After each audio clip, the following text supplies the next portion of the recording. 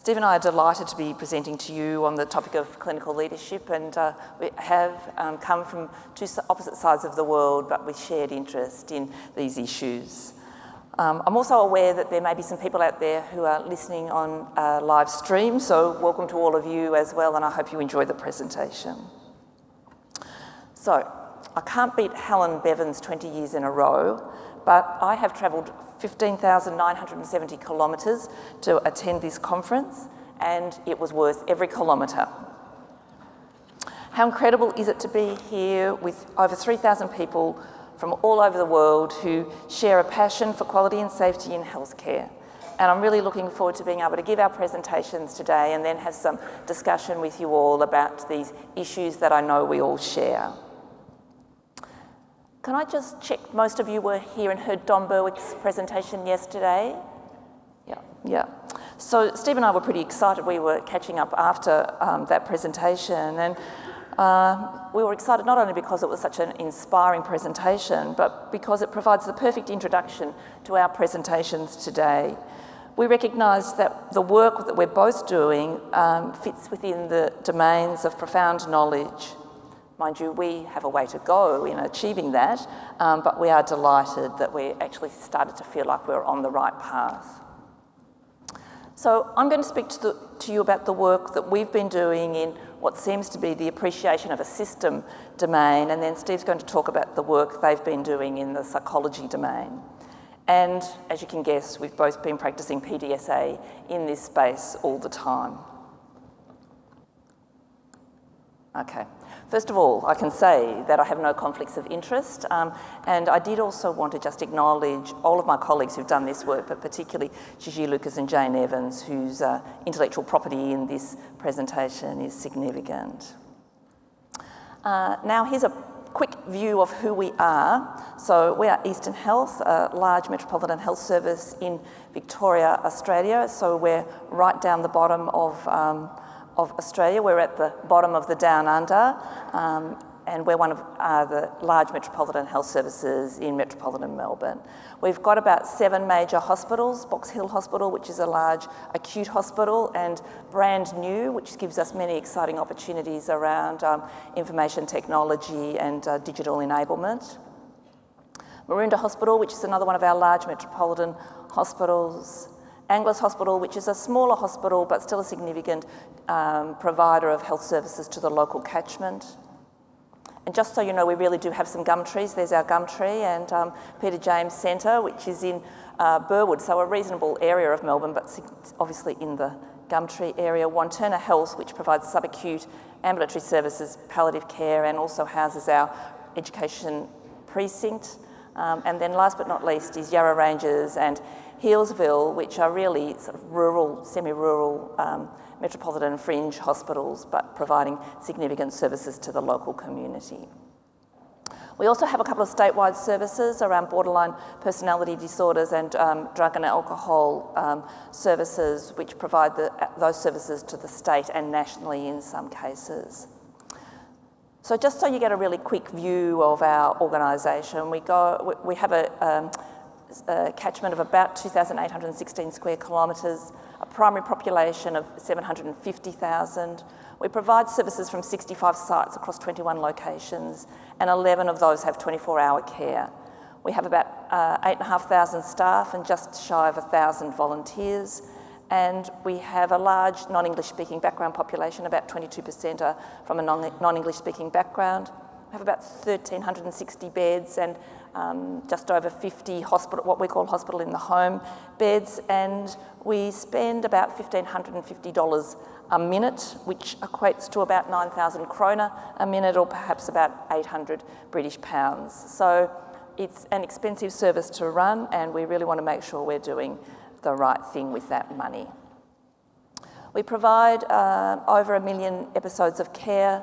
About 150,000 people come to our 3 emergency departments every year, and about 1/5 of those arrive by ambulance.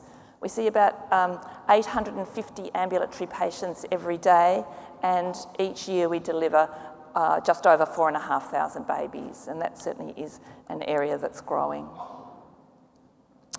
So the context in which we work, and I just thought I'd give you some background, and I'd imagine this is very similar for all of you as well. So we're seeing increasing regulation, increasing requirements for compliance, transparency and accountability.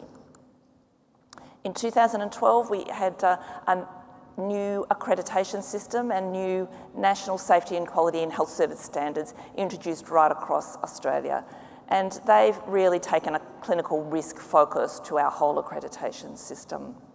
And those 10 standards are sort of consistent themes right throughout sort of the work that we've been doing. We have a number of accreditation events. It feels like we're either preparing for, undergoing or recovering from an accreditation event all the time, and that's just 5 of the top accreditation events that we participate in for our organisation. And we've had increasing public reporting and public scrutiny. So we now have a My Hospitals website for all Australian hospitals, public and private, and that's available for anybody who wants to have a look at comparative purposes. We report our quality of care, we call it In the Patient's Shoes, to our community every year. And we've also had a number of reviews recently, an Auditor General's review into quality and safety, and another review about the quality and safety systems. So it feels like we're continually needing to account for and respond to external scrutiny. We also are learning from others. I'm sure, like everybody else in the room, we've looked at the outcomes and learned as much as we can from the mid-staff experience. And we also in Victoria have had a number of issues that are sort of our local quality challenges. And up in the right-hand corner, is it the right-hand corner? But that's our Health Minister, and that was in October last year, where there were, a small hospital in an outer metropolitan area of Melbourne where they identified 7 avoidable baby deaths. And that has created a significant sort of response from the government, the health department, and from the health services. But when we looked at all of those issues, we looked at all of the reviews and we've analysed them, we've come up really with a sort of key, consistent recommendations that seem to come from these reviews. And these are the challenges for us in actually managing our quality and safety systems. And today I'm going to talk to you about some of the work we've been doing. They cover them all, but specifically they cover consistent use of evidence-based practice and clinician-level leadership focused on development of a patient safety culture. So, what have we been doing? We've really tried to set up our quality system so that it is clear and simple for people to see, and we've really called it our Performance Excellence System. Our Performance Excellence System came from our 2010 to 2015 strategic plan. As you can see, that plan has ostensibly expired, but of course, strategy goes on. We're in the process of refreshing our strategy, but we're really discovering, I think, that those key messages and key objectives are the things that still remain important to us. We need to refresh some of our objectives and some of our areas of focus, but I think we're feeling pretty confident that we've got the right strategy. We then looked at how are we going to go about achieving our strategy. We didn't want it sitting on a shelf doing nothing and while we busily got on with the work. So what we did was put what we've called our Performance Excellence System around our strategy to give us a mechanism by which we can deploy it across the organisation and align the work we do with our strategic intent. So what we've done is said we have to be really clear about our performance standards and performance expectations. We need to monitor our performance in relation to those expectations, and we need to improve and innovate where possible. We need to improve where there's a performance gap, and we need to innovate where there's opportunities that we identify for us to do better. And we use a planning and risk management methodology to actually help us do that. We then took the Performance Excellence Framework and our 5 strategic directions and said, what would everybody need to know in order to be able to achieve our organisational goals and objectives? And so what we did was build the Eastern Health House. This is our Eastern Health Performance Excellence House. So in the roof of the house, we have our performance excellence system, which I just described to you. In the ceiling of the house, we have our corporate governance and compliance requirements, and that's obviously activities and obligations that need to go right across the organisation in all areas. We built the walls, and the walls are our organisational and line management and governance structures, which actually give the structure for how we work. And in the other wall is actually our pillars of performance excellence, which describe how it is that we go about determining the knowledge and mobilising the knowledge. And I'm going to talk to you about that in a bit more in a moment. The foundations of the house, which hold the whole thing up, are our capability framework. What does it take to have staff that are capable of doing the work that we want them to do and need them to do in the way that it needs to be done? So we've identified 6 elements of capability that we're building into our quality and safety systems to ensure that we can get the right outcomes and ensure that people can do the work that they need to do. Sorry, I'll just go back.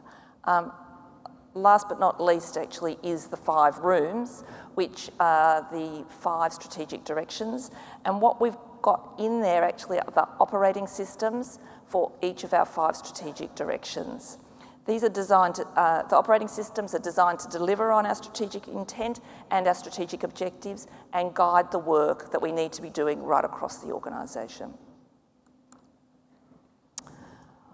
We then wanted to work out if we actually had that organisational knowledge, i.e. what do we want people to know, then how do we ensure that people know what they need to know? How do we ensure that managers and leaders are capable of actually mobilising that knowledge once they have it? And how do we ensure that individuals actually working with patients can apply the knowledge to their practice?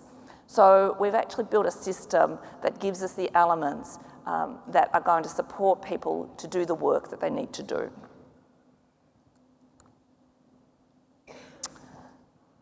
So the real challenge actually about guiding clinical practice for every patient every time.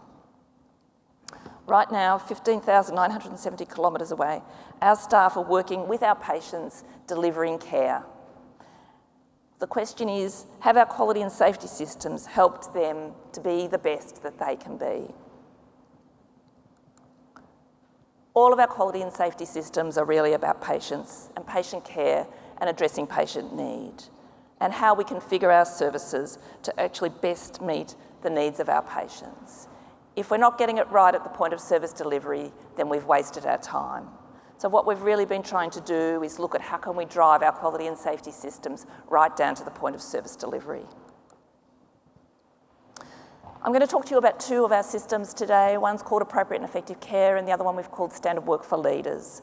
They're titles that have sort of got some parlance in our organisation, and we say them without actually even knowing that the words we're using at the time, but they have come to mean things for our health service.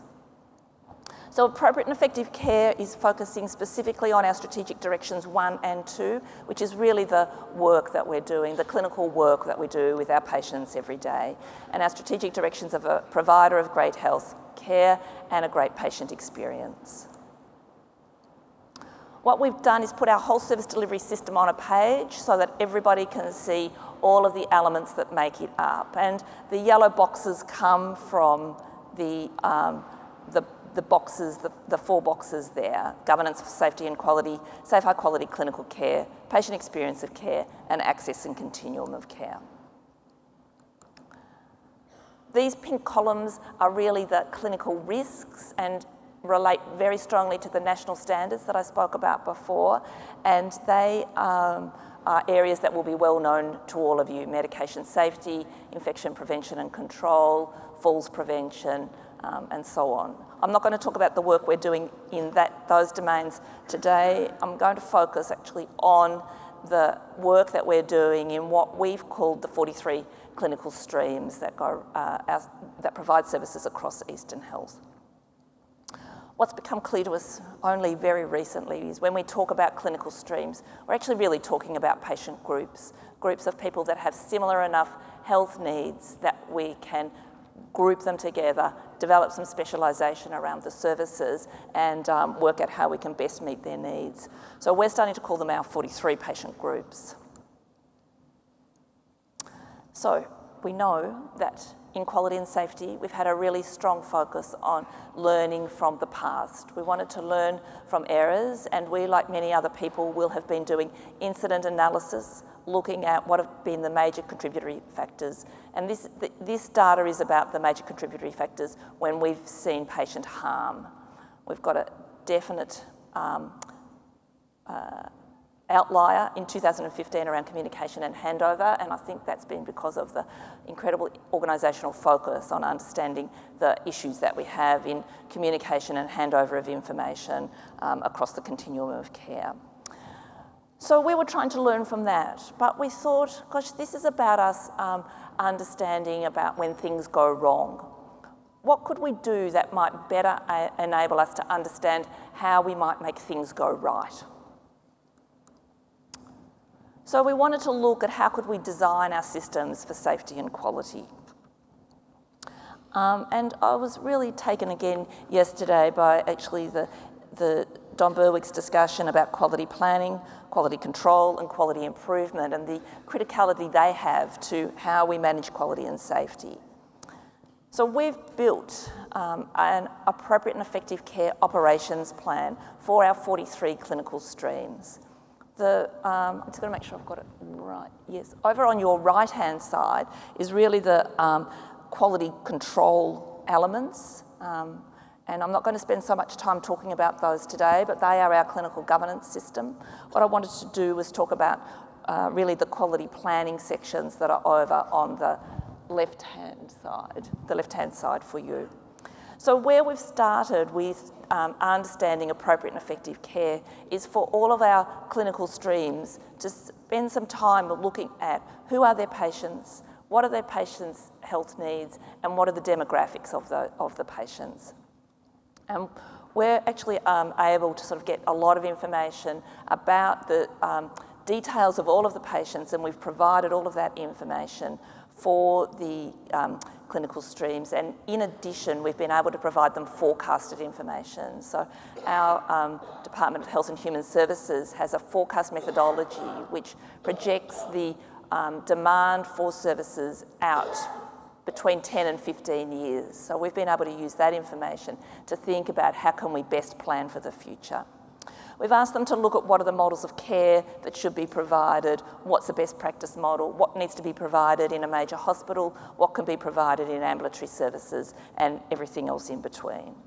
We've looked at the activity profile, how much activity occurs in that stream, what are the length of stay, what are their challenges with readmissions, where do their patients get transferred to.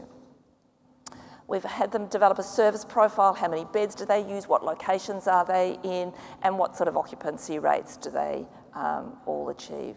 We've had a particular look at workforce profile and looking at staffing, what skills and knowledge do they need, what qualifications, what credentialing is required, and then what are specialist roles that can occur in that clinical stream, and what scope of practice do people need. We've looked at equipment and facilities, what is the critical equipment and critical facilities that service requires in order to provide safe, high quality care. We've looked at their key performance priorities which have come out of our overall organisational plan, and then what are their risks, what are their major risks to not achieving their quality and safety outcomes, and that can range from anything from succession planning challenges, challenges with facilities and equipment. We've then asked them to say, for those patients, where do you need to most effectively guide practice? So and I'm sure you've all experienced this as well, we've battled with wanting to guide practice where it's suitable to guide practice, but not turning everything into a cookie cutter machine. And that's a sort of ongoing debate and an ongoing tension for us. And I think something that is a challenge for all of us to understand how can we get that balance right. We need clinicians who can make really good clinical judgment in the moment for a patient, but we also need to be able to guide practice where it's appropriate. So, how are we going? Well, as you can guess, we've had some people who've relished it and adopted it, and some people who are further behind. But we continue to work on it. Phase 4, which is the identification of the gaps, is due for completion in July 16. So I think I'm going to have to get back to Australia quickly and get our skates on. But I just wanted to talk to you about quickly an example of our telephone and online counselling service, which is one of our statewide services, because they're pretty well progressed in phase 4 and they've been doing some really terrific work. So they took our appropriate and effective care model and actually wrote their whole document about it. And if you want to know about that service, you can now read about all of that in their document. And then they very cleverly turned it into a page, which is what they've said they use as part of their orientation and training and their discussion actually about how their whole service delivery model operates. They then we have a generic service delivery system, which will be very familiar to you all, where for patients, we do risk assessment, comprehensive assessment, care treatment and planning, care delivery monitoring and review, and discharge transfer and coordination. And they understood what that might mean in a telephone counselling service. So they spoke about the need to engage for people who are cold calling in and establishing rapport. They then have a brief assessment process. They give information and clarify the psychoeducation that they're providing, look at some brief interventions that are possible, and then do some sort of case management, discharge planning around viable next steps and their closure, which is their handoff to the next system. The next part of the system is what I would call our discharge management. So it's really interesting to see what our generic service delivery system means in a variety of health service sectors. How are they going?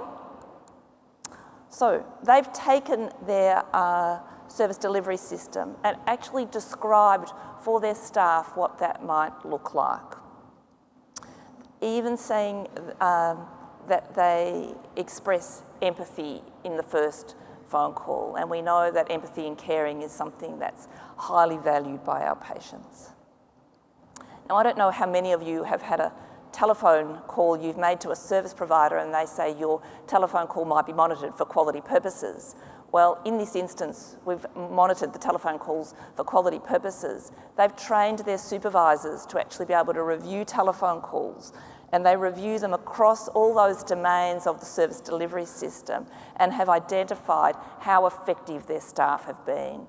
And this has enabled them to have conversations with staff individually and as a group. And together they've been able to plan their continuing education program around actually their understanding of how they're performing specifically with their clients. So this is a great model for us, and we're looking at how we can now capture the work that's been done and spread it right across our organisation. And last but not least, I wanted just to speak to you about our standard work for leaders. So what I've talked to you about is actually our clinician managers and how it is that they can go about understanding the work that they need to do in relation to the clinical care that's provided. Our standard work for leaders, is really about how we can support our leaders to do the work they need to do in relation to our 5 strategic directions and all the elements of our house. So we took the house and started to understand what that might mean for management and leadership practice. What we said was that standard work for leaders has been developed to support the translation of Eastern Health's performance standards into leadership and management practices. We have a leadership audit and a scorecard which links knowledge management and performance to ensure delivery of safe, high quality and reliable care. But what we were more keen to do was actually hear from the managers. So in December, we actually set up a working group where we invited any of the managers who wanted to participate with us in developing this work to come and tell us what they thought and what we needed to do to improve it. So they said, and it's consistent with what we had hoped, that they wanted standard work for leaders to articulate the expectations of the organisation for managers, direct the performance of managers, inform management of requirements, and enable managers to have appropriate conversations with leaders and staff so that managers could talk to their direct reports and say, I'm struggling in this area, or this is proving difficult to implement, and they could also be clear with their staff about what it was that they needed to be doing. I'm just going to show you some examples of our standard work for leaders. We've got 5 domains within standard work for leaders. And what we've done is be really clear with managers about what it is they need to do. And then we're going to have their managers come and work with them to evaluate how they're going in relation to all of these. We have built this work, and Leslie Doherty's here, we've built this work on the work that happened at Bolton when we went and saw the work that was done there. So it's terrific being able to learn from that and apply it in our own context. So we've asked a number of questions of them. I think the other thing, can I just say that what we've done is these are minimum requirements. So these are not sort of optional extras. These are the things that we need to make sure that all managers know they need to be doing in their work. And if we've got barriers to them being able to do it, we need to sort out what they are. Patient-centred care, 2 examples of 2 of the questions: how are patients involved in decision-making about their care, and how are patients informed of their rights? And we then triangulate this particular information with our patient experience of care data, where we ask patients the same questions. So we get the staff view about did it happen, and then we get the patient view about did you actually experience that, to ensure that we've got consistency in those particular practices. Clinical governance, we're looking at issues about incident data, and we're really trying to have a focus on the top 3 clinical risks. So the top 3 clinical risks in a ward, maybe or a service area, are particular to them. They draw from our overall clinical risks, but we want to make sure that they're focusing in specifically on the quality and safety issues that are pertinent to their area. Staff education and training is becoming a significant issue for us. The national standards have required that we really enhance our staff education and training, and we're starting to understand that's the right thing to do. We need to bring our education and training into the business and make sure that it's doing what it needs to do, and it's training our staff to be able to practice in the way we want them to. And last but not least is the environment.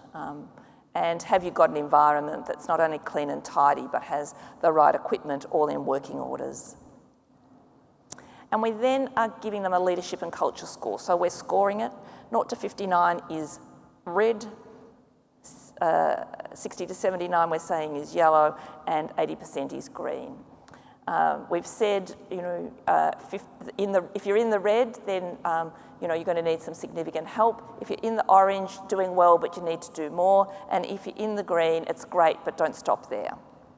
We are aiming to get everybody to be at 100%. We did an audit in September and identified that we're ranging mostly somewhere between 70 and 80%, but we're continuing to work with our managers so we can see what are the barriers, where are the common themes in terms of them not being able to achieve what's required in their work practices.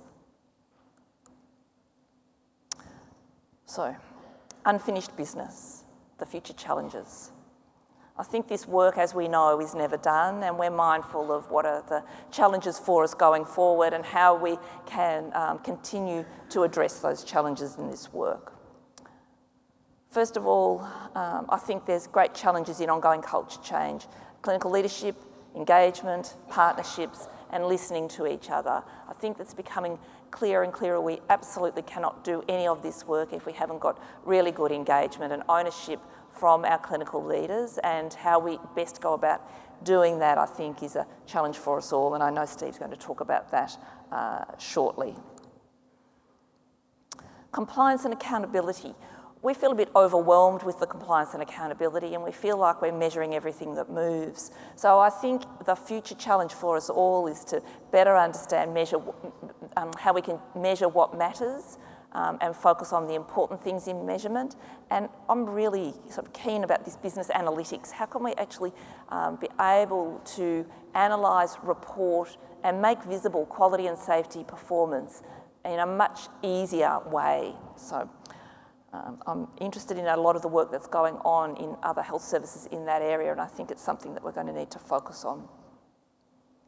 Emerging models of quality and safety, and I think it's terrific being here and hearing about the continued development of the evidence base for quality and safety practice, and making sure that our quality and safety systems are built on a sound evidence base and that we're using the latest knowledge.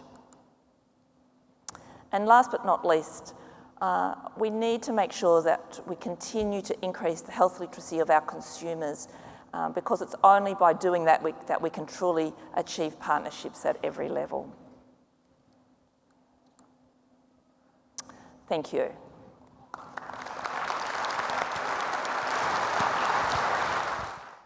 So I'd like to invite you to stand for a minute out of respect for your wellness.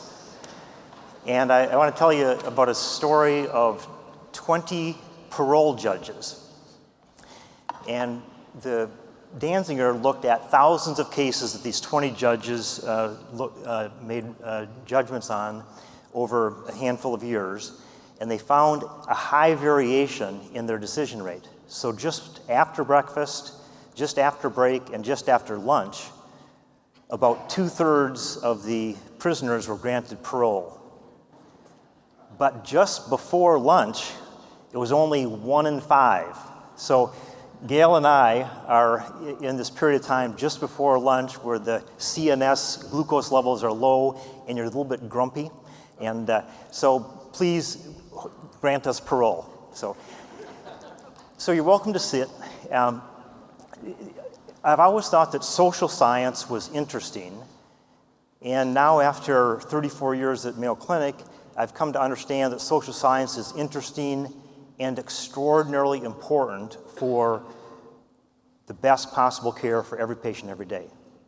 A blending of the applied science of engineering and social science is requisite. And so what I'll share with you today is an approach we've been working on with the Institute for Healthcare Improvement and Mayo Clinic that takes a psychological condition of joy in work or professional burnout, described by the WHO, and uses a blend of social science and applied science, systems engineering, to address it. It's a validated, evidence-based approach that delivers results. It's not the total solution for a very complex problem across all of the planet, but at least we can make progress and learn in this very important opportunity for healthcare. 70% of the costs in healthcare are for people, right? And if our people are impaired because they're not finding enough joy or they're burned out, then we have a huge opportunity to improve the experience of patients and the safety of patients.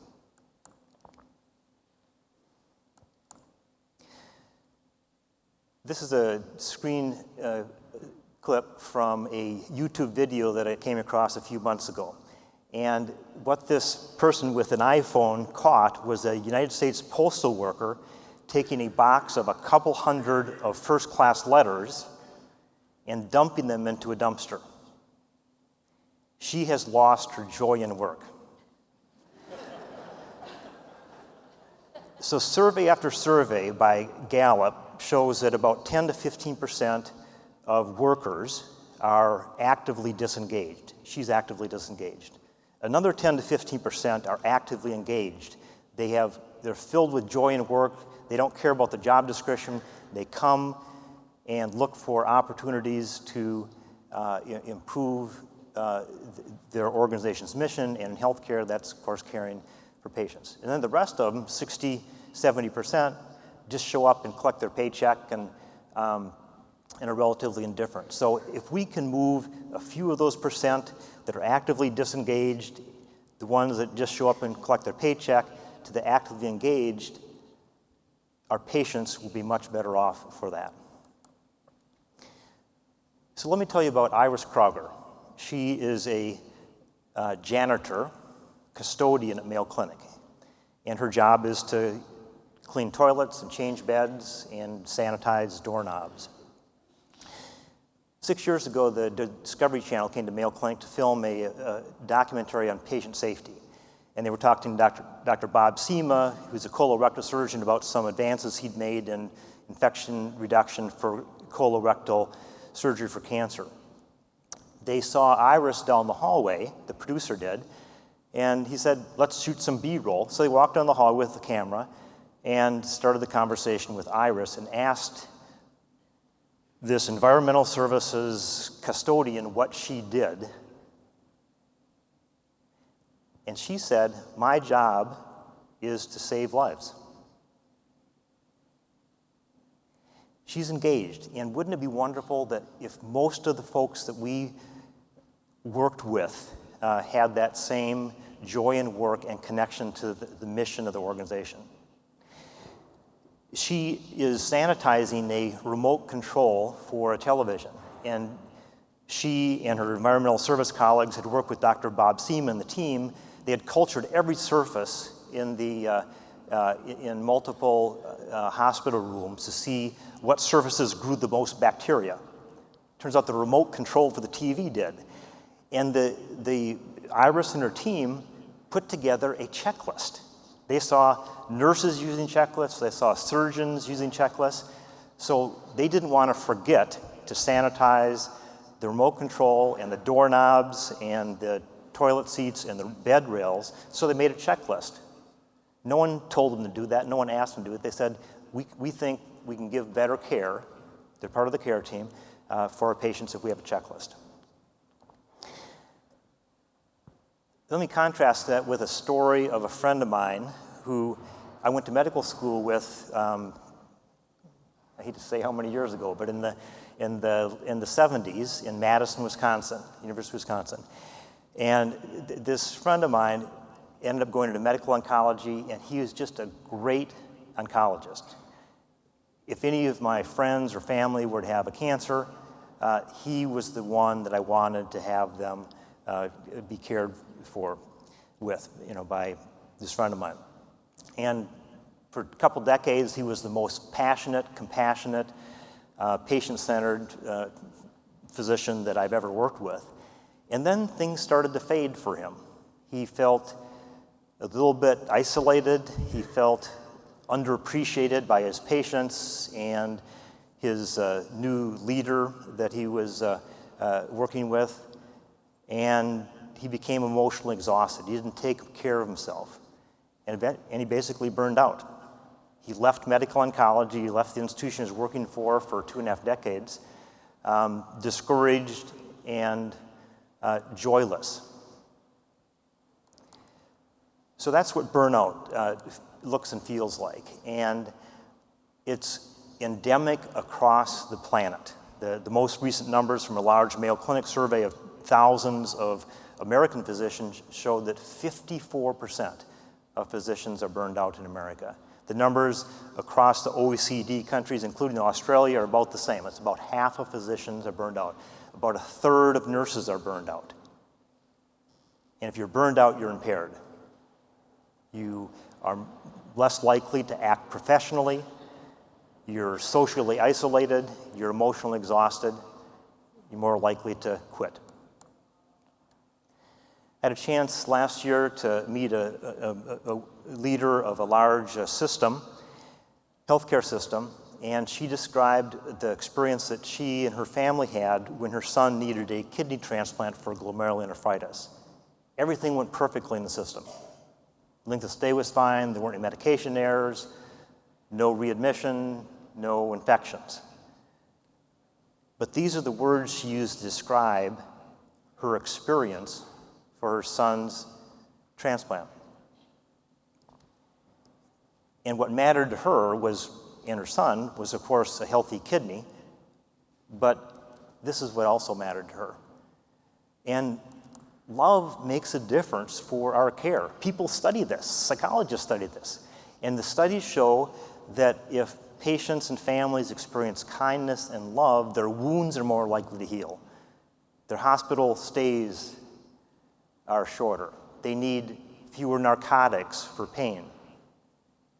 In the same psychologist study, the providers for patients and families and find the same thing. If their environment is one of kindness with whom they work and who their leader is, and love and compassion, then that's part of an immunization for burnout. It brings them joy in work. And it's part of the environment that all of us as leaders in our institutions have an obligation to support and grow. So these are the consequences from a dozen different studies about professionals that are burned out: nurses, doctors, social workers, pharmacists. It changes the patient experience, and it decreases the effectiveness of the organization dramatically. And so that's the opportunity for 70% of our budget, the people. I had a chance to meet Bob Chapman, author of a book about Everybody Matters, but his main job is not being an author. He's runs for-profit businesses, 80 factories across the globe in the industrial segment. So these are hardworking blue-collar jobs. And the debate we had was, I said in healthcare, everything has to be about the patient. It has to be the needs of the patient come first, and that is a litmus test for the right thing to do in healthcare. What Bob Chapman said was, no, it's the employees and the staff that come first. And so the purpose in his mind and in his practice, and he's succeeded wildly in his goal, the purpose of these factories is to enrich the lives of his staff. And he lives that. It's this conscious capitalism space. And so there are many other leaders in the for-profit world that are moving and realizing that there can be a more meaningful vision for an organization other than making widgets. And so that's the thesis of his book, and he explains that, and there are now dozens of companies in this conscious capitalism space that say the most important thing is to focus on, in a genuine, authentic way, the wellness, the fulfillment, the joy of our staff. And I still would contend that that there's nothing more important than the needs of our patient.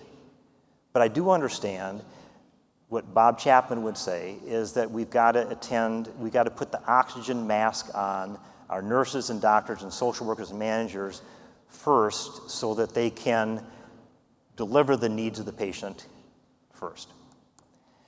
And so Doctors Bodenheimer and Sinsky have proposed a modification to the Ihi Triple Aim. They, in this article published a couple years ago, said that it should be the quadruple aim, and the fourth aim should be improving the work-life health of clinicians and staff in organizations. They're making the same connection Bob Chapman was. If we don't attend to the well-being of our clinicians and staff, then we can't deliver for patients. So the strategy that I'd like to submit for your consideration this morning is three pieces: leaders, drivers, and resiliency. We know it works with controlled trials and good results, and we know it's not the total solution, but it's the first, it is a step that all of us can take, and the budget for it is time and attention. It doesn't cost a nickel, it just costs time and attention of leaders. In fact, we know it'll pay for itself in the dividends for the patients and families and communities that we serve as an organization. So maybe I'll start by telling you a story about our chair of hematology at Mayo Clinic. And so what she did, hematology is a tough area, dealing with patients with blood cancers, bone marrow transplants, deaths. It's a high stress area. And so the chair of hematology, so what did she do? Her approach is, she chairs this large, important department. She works 0.8. So she takes off a day a week in order to spend time with her two daughters. She does pottery because that brings joy to her life outside of the hematology practice, to keep this work-life balance in place and have time with her family. Then how she worked with her colleagues in hematology was she sat down in small groups with all of them, multidisciplinary groups, doctors, nurses, social workers, managers, administrators, and asked them, what are the pebbles in your shoes? What brings you joy in work in hematology? What are impediments to that joy in work? And let's work together to make this a better place for you and a better place for our employees. So the first part of the three-part strategy is this leaders. Nick Seibert published this several years ago in the Harvard Business Review. He has a micrometer. And what he did with the micrometer is measure the signature size of S&P 500 for-profit companies. And he looked for an association between the size of the signature and the effectiveness of the company. He found a relationship. What do you think it was? The bigger the signature, the more likely that budgets would be overspent, market share was to be decreasing, and margins would be narrower. So if we want to succeed as leaders and help in driving joy in work and mitigating burnout, we need to hire people with small signature sizes. It relates to emotional and social intelligence, and we know that that's critical for building teams. We actually assess all of our new staff before we hire them with an emotional intelligence assessment as part of the 3-year period before we make a permanent commitment to. We do it in medical school now as well, not as a pass-fail, but for the professionals to understand how important it is to build teams and psychological safety to be effective as a leader. So Oakley and Krug did an interesting set of surveys. They asked thousands of employees what was the most important to them, and then they asked their bosses the same question. And the bosses had a lot different answer than the employees did. The employees said the most important thing to me is appreciation. And the second is to be feeling part of things. And the bosses rated those 8 and 10, respectively. Totally off the charts. And so, as leaders, we can't assume we know what brings joy to work of our nurses and doctors and social workers with whom we partner and for whom we have responsibility.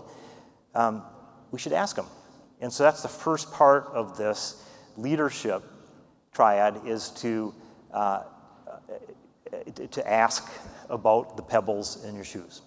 So we measure 12 leadership dimensions for all of our leaders at Mayo Clinic. We have 61,000 people at Mayo. We have 4,100 physicians and scientists, and we have 232 key physician leadership positions. And all of them, we measure annually 12 dimensions of leadership through the eyes of the staff. We publish this result.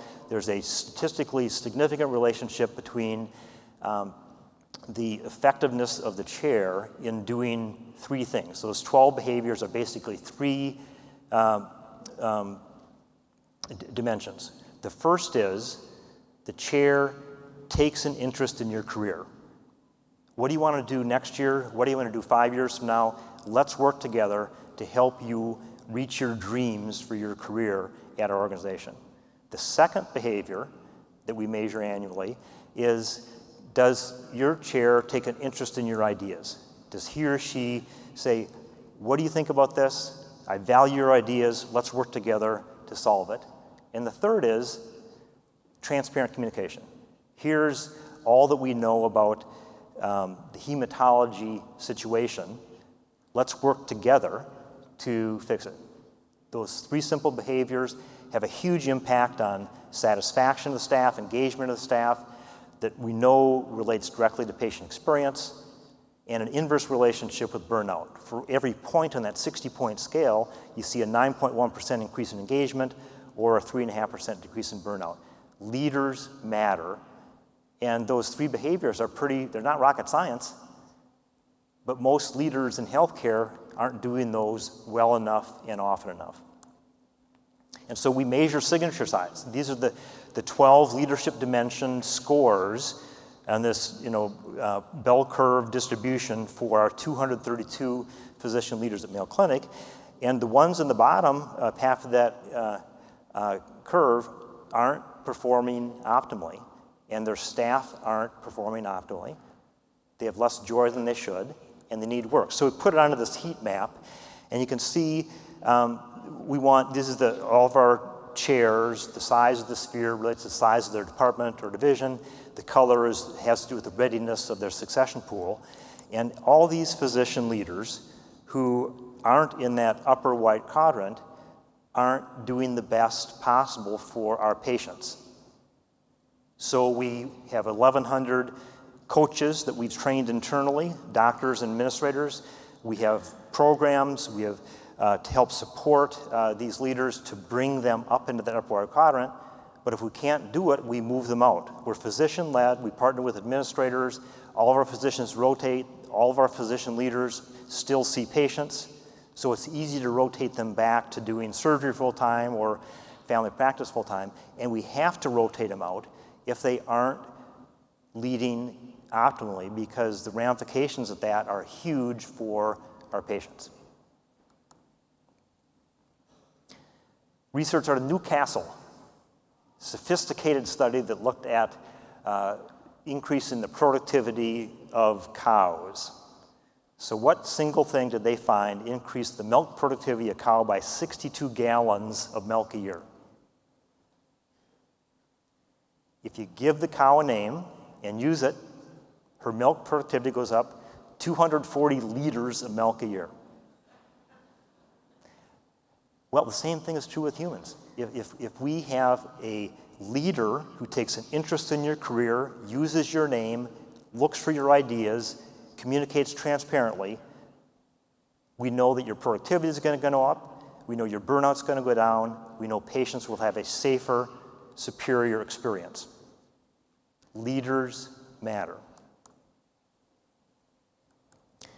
So the second piece of this three-part approach is the drivers, looking at the drivers of burnout, understanding what they are, and then addressing them in a participative management, collaborative planning, partnership with people doing the real work in healthcare, nurses, doctors, social workers, pharmacists. And so the drivers, you could guess, what do you think is the most common driver of burnout among physicians? Workload. In fact, our research has singled out 5 key ones, including workload, but flexibility, control, work efficiency, work-life integration, and meaning and purpose. Those are the big categories, but it doesn't matter what the research shows. What matters is what the nurses and doctors, social workers say when you ask them about the pebbles in their shoes. And so that's what we have to do. Just like how Maureen Bisignano has taught us how to work with patients and families, it's not what's the matter, it's what matters to you. That's the same way that we should approach our leadership role with frontline clinicians and staff. What matters to you? And so what we've done in 3 different formats, including our team-based engagement methodology, our burnout focus groups, it's all the same thing. Is getting together in a psychological safe environment with colleagues and ask them, what could we do to bring you joy in work? What could we do to take a pebble out of your shoe? And then together, in a participative management mode, addressing those one at a time. About half of what we find can be addressed locally by just, without a nickel, just looking at process inefficiencies, clerical work, things that can be handled without any big institutional effort. And the other half are some of them just intractable issues, the nature of the beast, and some of them are institutional issues that need to be communicated. So it's a shared responsibility. It's not the organization say, it's all your problem that you're burned out. You're not sleeping enough, you're not resting enough, you're not eating enough granola or doing yoga. It's your problem. And then the staff says, well, it's the organization's problem. You're working me too hard. You don't listen to me. It's a shared responsibility. Some of this can be handled by the individual, some by the leader, some by the organization. And so we have to work together and shake hands, not point fingers. And the whole approach then takes the us versus them out of it, because we're all working together for the same common goal for our patients. This is what an artist thinks oxytocin looks like.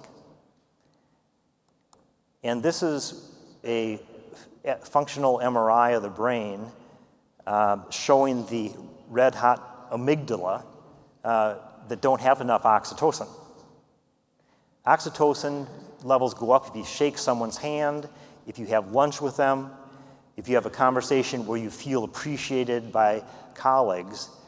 And part of this approach builds camaraderie. And so we've done, Colin West is one of our general internists, and he's a health sciences researcher as well. He's done 2 randomized controlled trials with doctors to show something that all of us could probably guess the result of. What he did in these studies is half the docs were randomized to one arm where they had an hour off every Thursday afternoon, no patients, no committee meetings, they can do whatever they want with that free unscheduled hour.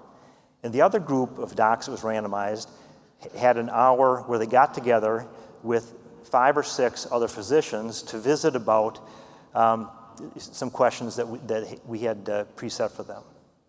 There was a huge statistical difference in the emotional exhaustion, the cynicism, the depersonalization of the 2 groups, and the group that did better was the ones that had lunch with another group of colleagues and had a nice visit with them.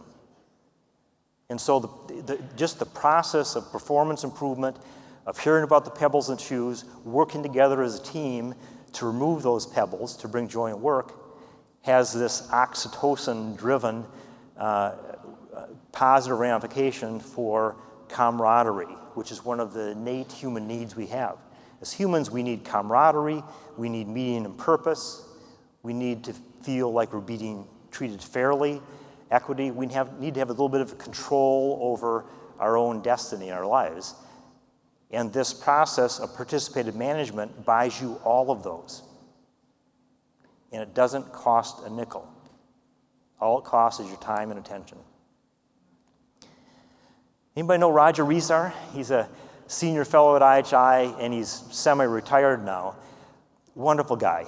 And when I chaired radiology for 8 years, we did a couple of internal collaboratives in the IHI model. And the first one was on reliability. So we had 8 different teams working on different parts of reliability, from nuclear medicine to interventional radiology. And he would drive over on the mornings that we met, got up at 4 in the morning, drove a couple hours over to Rochester to help us out. We didn't pay him a nickel to do that. He just did that because he had a passion for this process and improving the care of patients.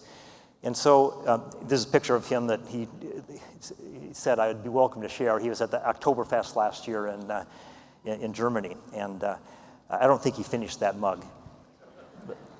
So at the end of this 6-month internal collaborative, 8 reliability teams, we had about 60-some colleagues of technologists and nurses and doctors, administrators, managers that were on these teams. They're all multifunctional.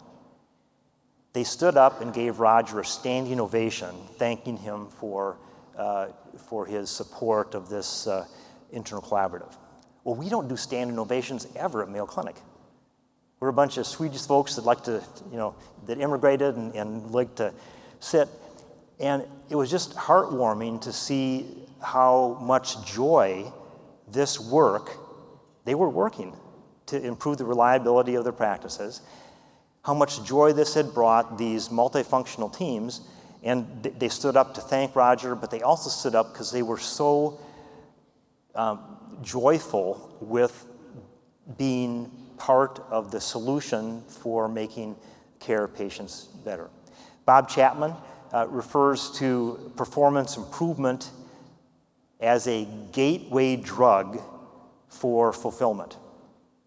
And I think he's right. Most of these people, this is now close to 20 years ago, that were on these improvement teams, stayed with it. They enjoyed working with each other, making patient care safer, that they're still doing it year after year.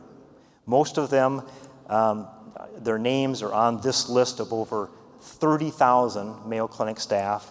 And here on the Silver Quality Fellow and the Gold Quality Fellow in our Quality Academy are colleagues who, in their discretionary time, did improvement work. And if you do an improvement project and learn the basic language of our value creation system, you get a little 50-cent pin you put in your name tag. But that 50-cent pin, I've had more people come up to me that I've never met in our institution that showed me their pin and told me their story. It's a gateway drug to fulfillment, and it improves patient care, and it doesn't cost a nickel. One of the projects we did for the reliability was a lean project. It took 6 months, and we ended up saving 7 minutes per appointment time on the MRI scanners. We had 21 MRI scanners in Rochester at the time. Didn't seem like a lot for 6 months of work, but 7 minutes was an hour for the 10 appointments we had a day at the time. So that's an extra slot. And if you fill that slot, it's a hard dollar savings for us of $4.1 million to the bottom line by decreasing the appointment time by 7 minutes per appointment, and then filling that new capacity with the same scanners and the same personnel. The head of Mayo Clinic at the time was a cardiologist, Hugh Smith, and he said, "That's really great work, Swensen, but we need more." And I said, "Okay, well, we can double capacity overnight." And with the right arrangements, we actually could quadruple it. It took us a while, but the toes out is what worked best for us in this improvement work. So leaders, drivers of burnout, and then resiliency now is the third piece. And in this shared responsibility, resiliency is more of an individual responsibility, even though the institution has some shared responsibility in this as well.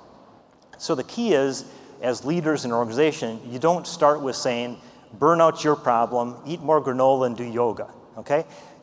You start with mitigating or eliminating the institutional drivers, the process inefficiencies, the clerical work, the work that doesn't create joy, that you don't need to do because it's wasteful or redundant. And then you make sure the leaders are optimally engaging staff. And only after you've done that can you start having a conversation about the individual's responsibility for their own wellness. We have this 12 Habits of Highly Healthy People that we use, and it includes the usual suspects of getting enough sleep, exercise, and diet, trying something new. But it also includes evidence-based activities like laughter. We have a laughter yoga club. It includes gratitude. It includes forgiveness, all of which can help in individuals' resiliency and their wellness. And all of those don't work for all of us. I'm not going to go to yoga laughter class, but most of them I find helpful, and most people will find some of them that will make a difference for their wellness, that will help immunize them from the drivers of burnout that are present in healthcare everywhere across the globe. Again, a randomized controlled trial, both with patients and with staff. With our stress management and resiliency training, we reduce the characteristics of burnout and make our staff more resilient for caring for patients. And so while the nation is going up 11 points in the last 3 years to 54% of physicians being burned out, we're going in the opposite direction, down 9 points in the last 3 years to 32%. This works. In controlled trials and in observational results, you can reduce burnout of nurses and doctors and social workers and managers and bring joy to them and a dramatically better experience for patients and their families because our healthcare workers are fully present for what brings them meaning and purpose. So thank you.